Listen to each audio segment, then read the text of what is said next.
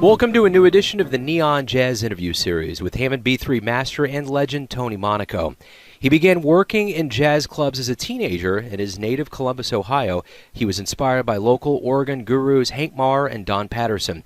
He even got instruction and advice from the great Jimmy Smith. And in addition to the music, he's been a businessman for years. In fact, after graduating from college with a B.S.B.A. from Franklin University in '89, he became the supervisor of Monaco Concrete.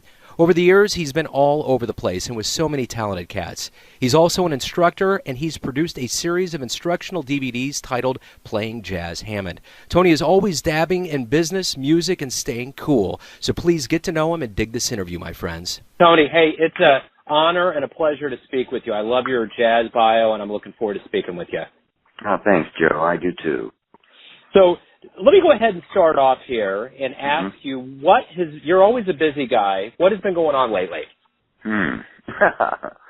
Well, you must be busy if you're a musician, if you want to try to make a living.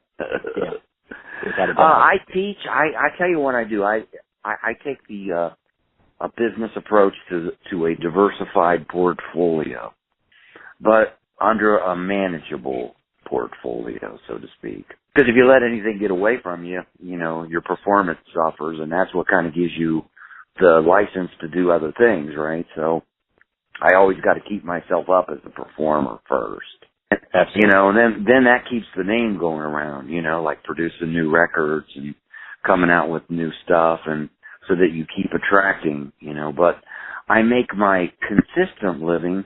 I stumbled upon this all by accident.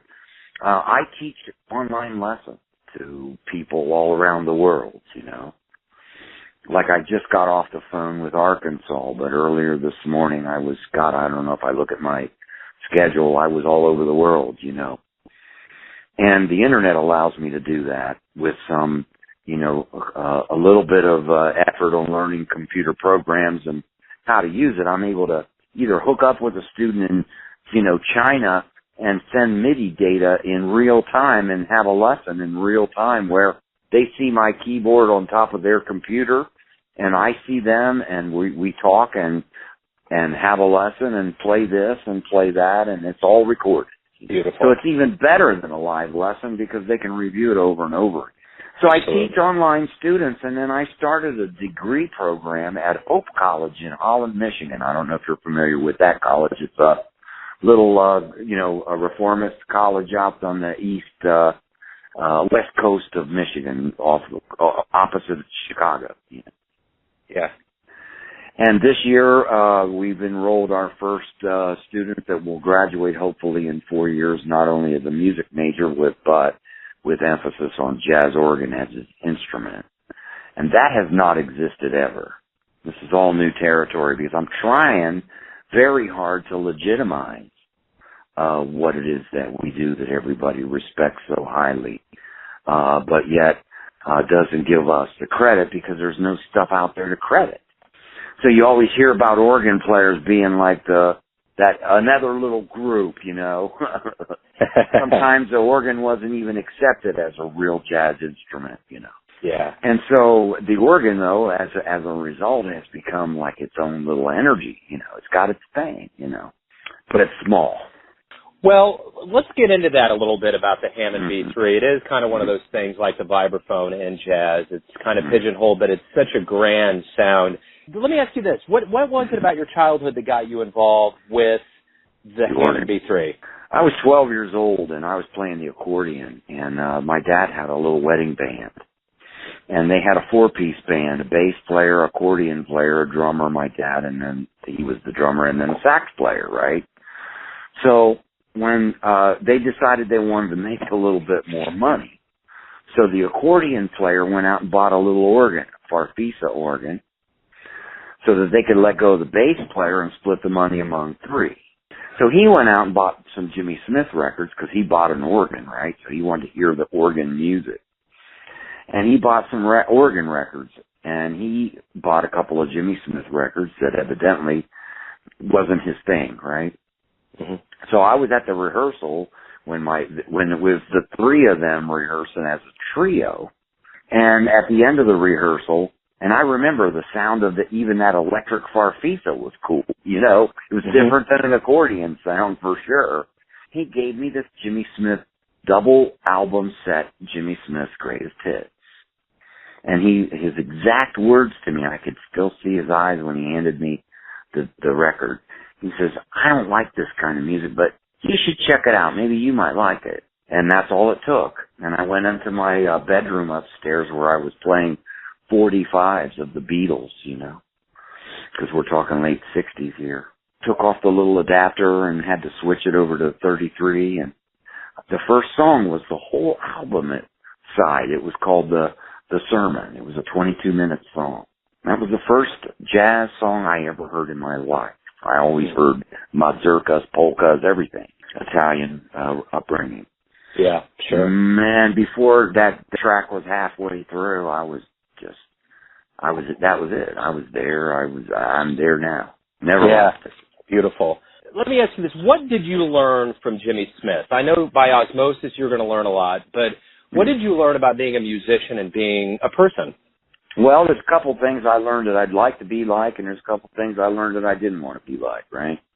You learn that from everybody. You know, no one's perfect. What I loved about and learned from Jimmy Smith was the fact that he always played with passion and determination. Besides the words that he was telling me in his mouth and the notes that he played too fast that I couldn't figure out, I always can feel his heart in the music.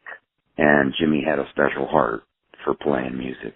And that's what I picked up most, my attitude about playing music. When I sit down at the organ, you got to have kind of a little bit of a humble but eager and aggressive attitude. Yeah. That's what it takes to be an organ player. You got to be on top of it. The one thing that's cool, too, when I was reading in your bio, you started playing in the clubs of Columbus as a teenager with a couple of gurus like Hank Marr and Don Patterson. What was that like? How fast did you grow into the instrument with those guys? Once I hit the ground running when I started playing the accordion. I guess some people are just given the gift or whatever they call it. I like to call it a gift. So I was winning national contests right after I started playing the accordion within 8 months because I didn't even need to read the music. I just picked it up and played it. You know, if I could hear it, I could play it. That's what most jazz musicians are like, right? When I started playing the organ, the thing that really made it excel was the fact that I never stopped practicing. I practiced all the time. And I listened, and I practiced, and I listened, and I tried to go back and play what I heard.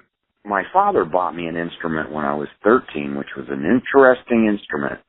It was called the Cordavox. And what it was an accordion that had electronic connections to it that went to a tone generator, and it sounded like a Hammond B-3 through a Leslie speaker. I played a lot of gigs in my younger teens from 13 to about 16 with this accordion that sounded like the B-3. It was the recordings from that accordion that got Jimmy's attention that he called me. Because I was playing his stuff on the accordion, and it sounded like the B-3. You know, and the first thing he told me was that I played too many notes and that I needed to learn how to play the right chords. And I guess that's a lesson we all learn, right? Yeah. But you know what, that's what happened. But my father also was very instrumental in knowing that I had the talent, so he put me in the spots where I needed to be to get it. Like he'd bring me to the Chitlin clubs when I was underage to listen to Hank Marr, to listen to Bobby Pierce, you know. So here I'm at 13 or 14 years old, the only white kid in a Chitlin's gig, and I'm listening to the best organ players in the world. And I wanted to be them. So I got more of it just by being in the Chitlin clubs listening to the music. Because that sort of like built up my desire to want to go to be there. Because when it would ask me to sit in as I was starting to learn, and, you know, their jam sessions that they would hold, and I'd be asked to sit in, you know how jam sessions are, I would always get a warm welcome from the crowd, you know. They would always, like, encourage me, like, man, you sound really good. Or they would say things like, pardon my expression, but this is reality. They would say, you're not really white, are you? They'd say, you're Italian. Oh, yeah. They could accept me as being Italian. And that meant a lot to me, because you got to remember, we're talking about, you know, early 70s. You know, it's a little bit of time ago when there was a little bit of difference still, or a lot of difference. But I got accepted, and that helped me become better because they wanted to hear me be my best, and they accepted me. And to be accepted by a group that's not you is a big deal when you're a teenager. You know, these are not my high school peers or grade school peers. This is a group of people that play the music that I respect so highly that's accepted me. And that, I think that's a real reason why I'm still here. My dad actually grew up in Brooklyn, was born in 42, full-blooded Italian, half of his blood came from Sicily, half of it came from Naples, and personally I've been fortunate to go to the old country, but I've heard all the stories and kind of how everything in society kind of factioned out, and there was a lot of acceptance with him. And what I find interesting with your lineage here is you ran your own restaurant and played in there. What was that like for you? It seems like there's a part of you that's really embedded in that businessman mode. Is that true? Are you kind of part musician, part businessman? How are you parlayed out? Oh, yeah, that's a good question. I'm in the music business. And when you say music business, it's 20% music and 80% business. And I understand a little bit about the 80% part. And so I use, my college degree was in business management. I didn't even go to music college. My father wouldn't let me go. He says, you're not going to make any money. He wouldn't let me go to music college. You know the old men, the old Italian guys, they were strong. Yeah. And so I went to business college, and I ran businesses for my father. I ran the restaurant business for 10 years, and then I needed to make more money, and he had a construction business. And after I left my father and went into sales for a few years, and then went into working at an advertising agency under a broadcast producer because I wanted to learn how to produce. Then he asked me to run his construction business. So I've always been like the family businessman running guy. I was trained that way from a young child. I had a checkbook when I used to go play gigs at 13 years old, and I had to write the checks to all the guys and get the money and deposit the money. Those were the things that I had to learn right away. My father made sure I knew how to do that. So yeah, do I take the businessman approach? I must, because as you know, as the internet has now become, everybody screaming, how do you punch through? Well, you got to have something, and you got to know how to put the sizzle on the steak. I'm good at that. I know how to highlight the points to get people's interest, and then I know how to think with my head when I've got the opportunity to make a business deal. Is this long-term or short-term? Because you have to treat deals differently, right? If it's a short-term deal, you want to make as much money as you can real quick. But if it's a student, you want to try to set it at a price where they keep coming back so you got job security. That's not even really business sense. I think that's just street smart. I think business and street smarts go together. The one thing I really dig, too, I wanted to mention kind of as a side note, your website is probably one of the most creative, inventive websites. I think there's been some out there that jazz cats have put out that really kind of tap into who they are, but the way you tailored yours is awfully cool. I dig it. Oh, thanks. I'm going to try to do an overhaul and make it easier. You know, you got to keep making things easier. Yeah, without a doubt. Speaking of making things easier, in April of 2000, Joey DeFrancesco offered to produce your debut CD. That had to be a big, huge moment for the clout that Joey has on that instrument. Oh, you know it does, and I wasn't even looking for it. That's where the beauty of this really lies. My father had died in 1999 in October, just shy of 65 years old, and as I was running the family businesses, I even had to take times where, music really had to take the back seat, And so the 2 years leading up to my father's death, he had lung cancer, I had to pretty much stop playing music because I was running all of the businesses, trying to liquidate the restaurant business to get that out from underneath me before he passed, because it'd be too much for me to try to deal with all of that. So I sold the restaurant while he was dying, and then he died, and I was making a lot of money with the construction business at that time. I hadn't played in a while, and this guy called me. His name was Jim Maneri. He's a local great piano player, and they were opening up a new jazz club called the 501. And he called me and said, hey, we're opening up this new jazz club, and I thought you should know because you're an organ player, we're bringing in Joey. And I didn't know Joey very well because I stopped buying records long before his success, if you know what I'm saying. I didn't buy records anymore. you know. Sure. I knew his name because I'd heard it through the grapevine, but I hadn't heard his music, you know, because there was no jazz organ radio station, and there was no internet station at that time either, that I knew of anyhow. So I said, you know, it would be really nice. I bet he gets tired of restaurant food. Do you think it'd be okay if I take him out to dinner? And I just wanted to do it from, you know, one Italian to another. I love the organ, and here comes an organ player, and I got some money. Let me take him out to dinner. The coincidence was that when I had to go pick him up, they told me to go pick him up at Fort Hayes Career Center. He was giving an afternoon clinic. And I walked in with all my kind of dirty clothes because I just come from the field, you know. And I'm standing out in the audience, and one of the guys in the audience said, "Hey, Joey, this is Tony Monaco." And Joey waved at me and said, "Hi, Tony, that's the guy who's taking me out to dinner tonight." And the guy said back to Joey, he says, "Yeah, but you should hear him play the organ." He didn't know I played the organ. I didn't want to tell him because it wasn't about that. You know what I'm saying? Sometimes things are not about that. And I wasn't in no position to deliver anything anyhow. I hadn't been playing in a couple of years, you know. Joey says, "Hey, come and sit down on the organ." I hadn't played the organ in 2 years, man, you know. And I was nervous. My legs were shaking. That's all I remember. And Byron was on my right because Byron was with him at the clinic. Byron Landon, his drummer at the time. Great drummer, you know. And I just copped the groove, man. I copped the groove, and I know how to groove. You know, that's something you don't ever lose. You might lose your facilities because you don't use them enough, but you can still groove, you know. So I caught that groove, and he liked it, and his eyes lit up. And when I was taking him out to dinner, he said to me, he says, "You should let me produce you." And I said, "Joey, you know, I got kids, I know all this stuff." And he said, "No, you should do it." And I thought about it, and I said, you know, I should do it so that my kids at least know that one time their father played the organ. Yeah. I had no idea, you know, what was coming. But then I got the taste, you know. Yeah. I went to the session, and the record came out really nice. Burning Grooves was the record at the time. And, you know, I saw the fun that it appeared that everybody was having doing this, and I got the fever again, you know. And I went to New York. Joey was going to try to help me get a record deal with Concord Records.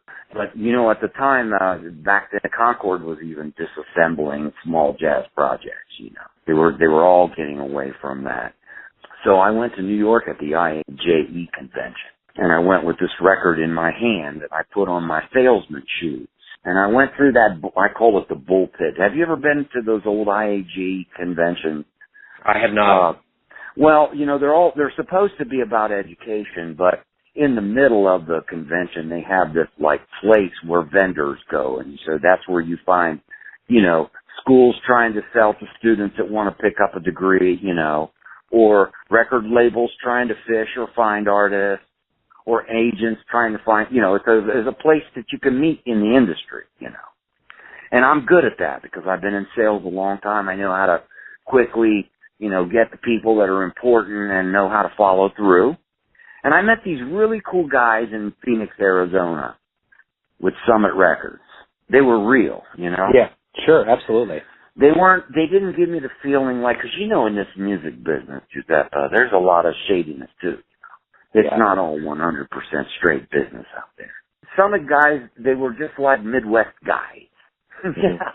Yeah. And I related with them, and I put out Burning Grooves. And I decided to do this now, okay? So I didn't have a big record label that was going to fund everything for me. So once I made the decision to release it, then I had to put some money behind it, you know. That's the scary part that most people will usually back out. And I put a lot of money into it, into hiring a really good radio guy, really good press people, you know, all those kind of things. And those are the things that I knew I could do.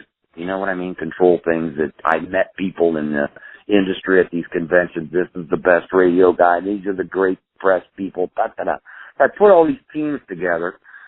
And my record was scheduled, and it came out on September 7th, 2001. Wow. 4 days before the big September 11th. Yeah, wow. And I had ads bought. I had personally purchased ads in Keyboard Magazine, Jazz Times, Downbeat, Jazz Is, All About Jazz. I bought ads to advertise the record. I paid the radio promoter and the press promoter. The record came out.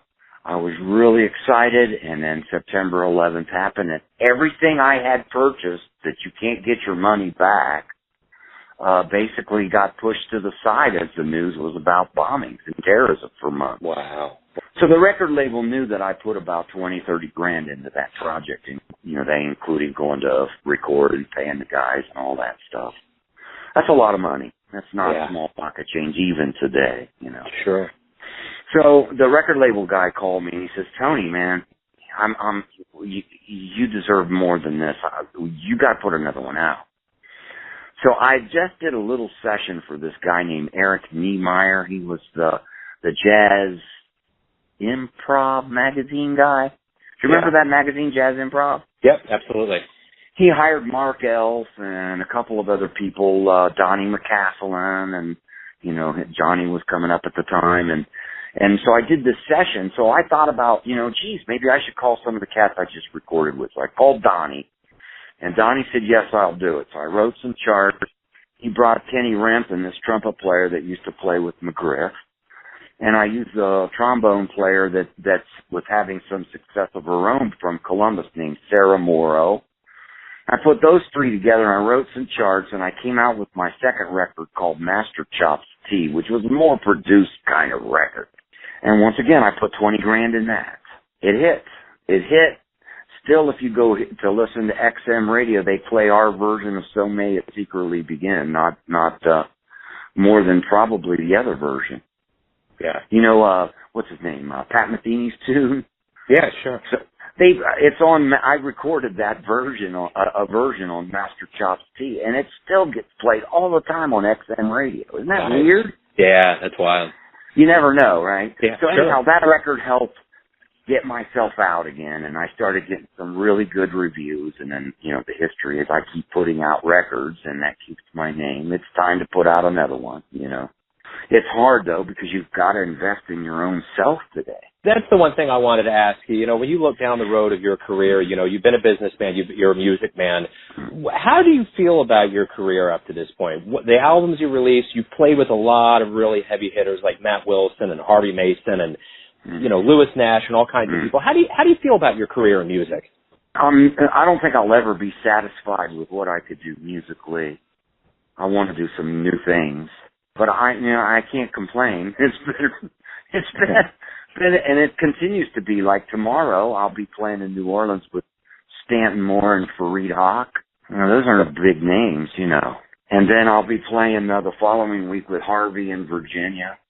And then this Java Jazz, they hired me for the 12th consecutive year, and they've assigned me as music artist in resident. I play with Dee Dee Bridgewater, Harvey Mason, Chuck Loeb. I play with everybody there.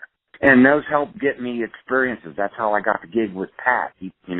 Harvey hired Pat to play with him and me. And Pat was on a tour with me and Harvey, and at the end of that tour, Pat asked me to go tour with him. So you got to keep showing up and putting yourself. So how do I feel about it? Well, I think I could have done better. Everybody thinks that, right? God, I could have done a lot worse, too.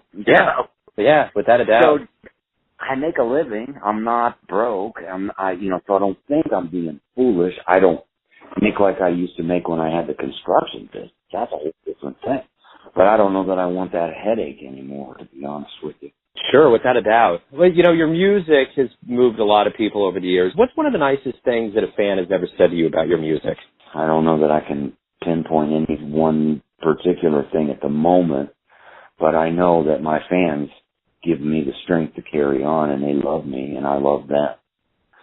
The fan relationship is a very important one, And it's not like, it's easy when you get big-headed and you're young to blow all those things off as just being there. Yeah. But if you don't treasure those things and nurture those things, they go away. And you hear of the artist at the end of their career that has no fans because they basically pushed them all away. I respect my fans. I try to give them 100% of myself every show, no matter how I feel. you know. Let me ask you a general question. Why do you love jazz? Freedom of expression. And I'm a real type A. I get bored real easy. So jazz keeps me interested and engaged because there's always a new combination to discover or rediscover. And that's the beautiful thing about music. It's accumulative. It never ends. It's not the same ho-hum, you know. It's always something new. So let me ask you this. This is I kind of want to get to the crux of who you are. Everyone has a version of who you are. Your family, your friends, the fans, the business people. But when you wake up and you face the day, who do you think you are? I don't even know anymore. I'm just going. No, I know what I am. I'm very serious family man. You know, I have a new wife and a 11-month-old baby. And I have 3 daughters and 3 granddaughters. So I love children. I love family.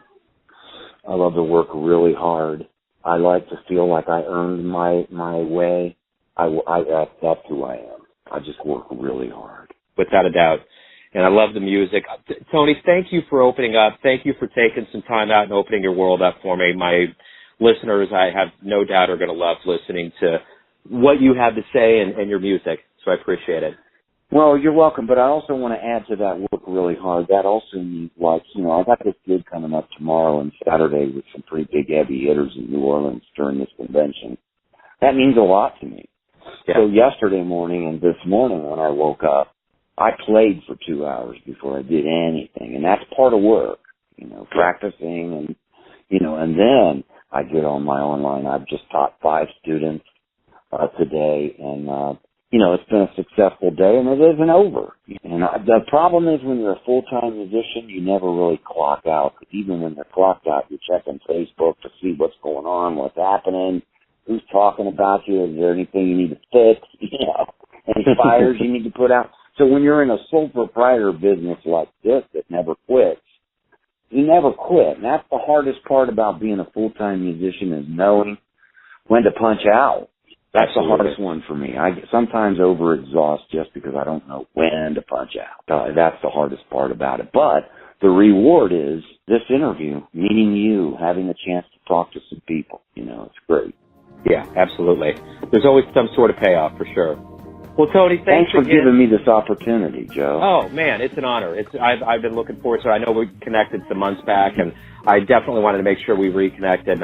Thank you again for your time. Love you, Joe. Thanks for the opportunity, and I hope you have a wonderful year. You too, sir. Take it easy. All right, brother. Thanks for listening and tuning in to yet another Neon Jazz interview, where we give you a bit of insight into the finest players in Kansas City, Ohio, and spots all over the world, giving fans all that jazz. And thanks to Tony for his time, his stories, and all of that music. If you want to hear more interviews, go to Famous Interviews with Joe Domino on the iTunes Store, or visit neonjazz at youtube.com. And for everything Neon Jazz, go to the neonjazz.blogspot.com. Until next time, enjoy the jazz, my friends.